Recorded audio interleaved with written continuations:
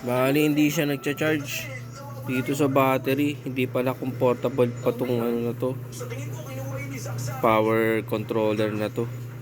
Yung white dapat na ganito. Bali pinugtong ko lang muna to. Ito yung solar dito direct sa battery para mag-charge siya. Ayan. Ayan, nagcha-charge naman siya eh.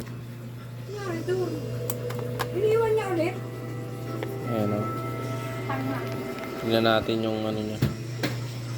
Cha-charge naman siya. Ayan na o, 16. Kanina ano to eh. 10 volts to kanina. Ngayon. Ayan o. Cha-charge siya o.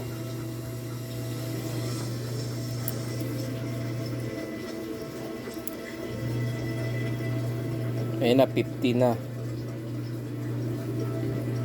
Nagcha-charge siya. Tatanggalin ko yung sa ano, solar. Yan. Natin kung anong volts na.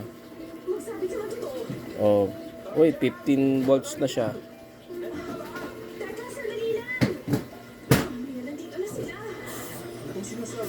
Kanina ano lang yan eh. Nasa 12 volts.